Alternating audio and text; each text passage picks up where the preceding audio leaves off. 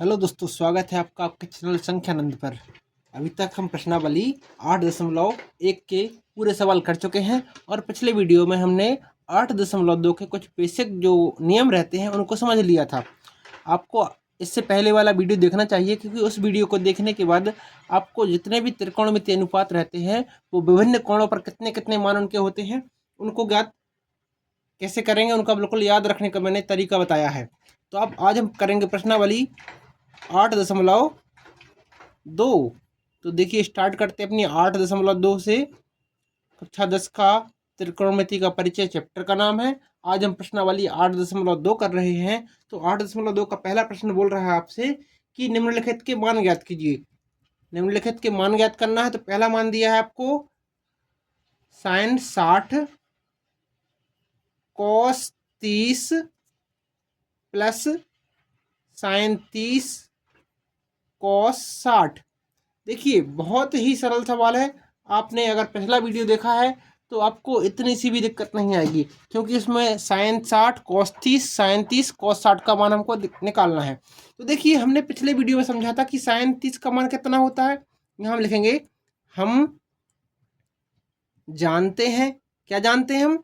कि भाई साइन जहाँ पे 60 लिखा है, साइन 60 डिग्री बराबर कितना होता है? ये साइन 60 डिग्री बराबर होता है करने 3/2, और कॉस 30 डिग्री बराबर कितना होता है? ये भी करने 3/2 होता है। ठीक है।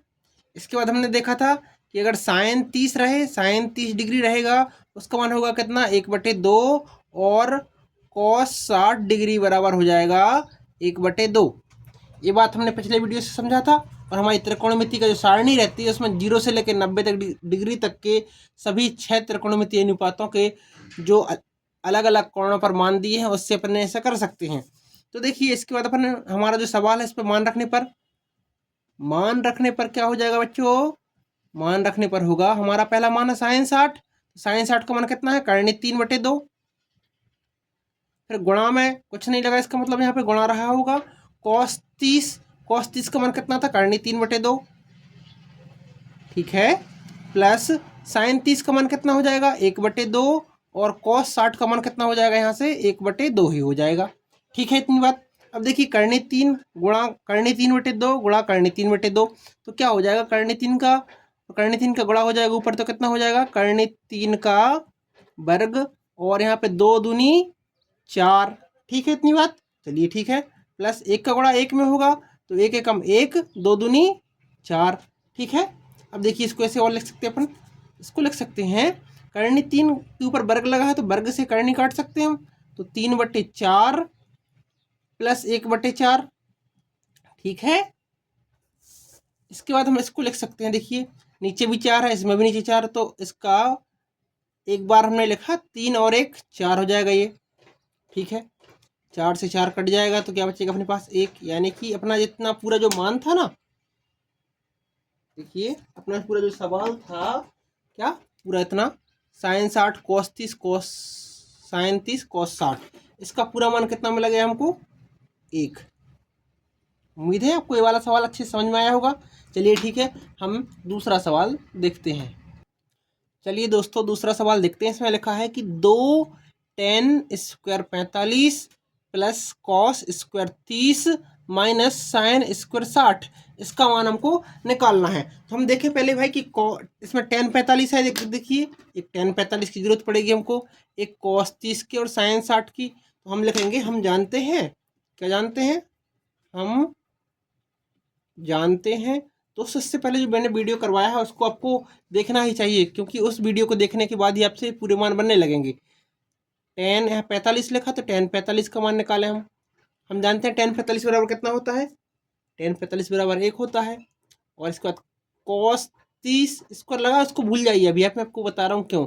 कॉस 30 बराबर कितना होता है अपना? हमने अभी देखा था कि कॉस 30 बराबर करनी 3/2 होता है, और साइन 60 बराबर कितना होता है अपना? साइन 60 बराबर भी करनी 3/2 ही होता है।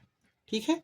तो इन मानों को अपन इस सवाल में रखें। देखें, मान रखने पर क्या होगा? देखिए, ये सवाल पहला क्या है अपना? टेन स्क्वायर ए। तो पहले देखो, इसको इस तरीके से कर सकते हैं हम। 2 लिखा है, 10 स्क्वायर लगा था और इसके बाद 45 लिखा था, तो इस स्क्वायर को हम पूरे के इसके ऊपर लगा सकते हैं। ठीक है, क्योंकि अगर 10 के ऊपर लगा है तो 10 हमने बताया था गुणा में नहीं रहता है कोण, तो 10 के ऊपर लगा है, इसका मतलब पूरे इस मान के ऊपर लगा है वर्ग ये। प्लस ऐसे ही कॉस में देखें तो कॉस 30 डिग्री बराबर हो जाएगा अपना इसका स्क्वायर, माइनस साइन स्क्वायर 60 है तो इसको ऐसे लग सकते हैं साइन 60 और पूरे का स्क्वायर। ठीक है, चलिए देखिए मान अब रख रहे हैं यहाँ पर अपन तो 2, 10 का मान कितना रखा था अपन ने 1, यानी गुणा 1 का ये स्क्वायर हो जाएगा। ठीक है, प्लस कॉस 30 का मान कितना होता है करने 3/2 का स्क्वायर, माइनस साइन 60 का मान कितना बताया हमने करने 3/2 का स्क्वायर हो जाएगा पूरा ये। ठीक है, अब 2 का गुणा 1 में करें 2 एकम 2, प्लस यहाँ पे करने 3 का स्क्वायर कितना हो जाएगा 3/4, माइनस यहाँ पे कितना हो जाएगा करने 3 का स्क्वायर 3 और 2 का स्क्वायर 4, ये हो जाएगा। अब देखिए यहाँ पे प्लस वाला मान है, यहाँ पे माइनस वाला मान है, इसको चाहे अपन कैंसिल कर सकते हैं, तो अपना एक आंसर क्या मिल जाएगा अपने को 2। इसका मतलब हुआ कि जो अपना सवाल था ना 2 tan square 45 plus cos square 30 minus sine square 60 बराबर कितना हो जाएगा अपने को 2।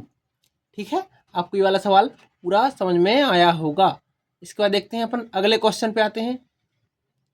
देखिए दोस्तों तीसरा सवाल बोल रहा है कॉस 45 डिग्री बटे सेक 30 डिग्री प्लस कॉसेक 30 डिग्री, इसका मान निकाल के बताइए। तो देखिए अब जैसा हम सवाल पिछले सवाल में किया था वैसे ही करेंगे कि हम जानते हैं हमको जितने भी मानों की जरूरत पड़ती है उनका मान लिख लेते पहले हम। कॉस 45 डिग्री बराबर कितना होता है अपना 1/2, ठीक है, और सेक 30 डिग्री बराबर कितना हो जाएगा अपना 2/3, ठीक है, और इसके बाद अपना कौन सा लगेगा कॉसेक 30 का मान लगेगा, तो कॉसेक 30 डिग्री बराबर हो जाएगा अपना 2।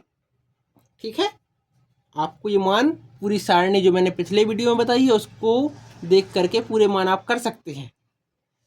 चलिए ठीक है, इस सवाल में मान रखने पर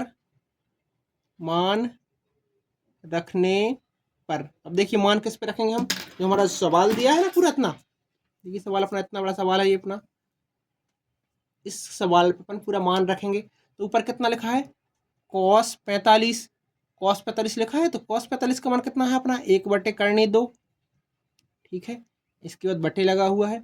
सेक 30 का मान कितना था 2/3 प्लस कॉसेक 30, तो इसका मान कितना था 2, यही मान था ना अपना, इसको साइड लिखें।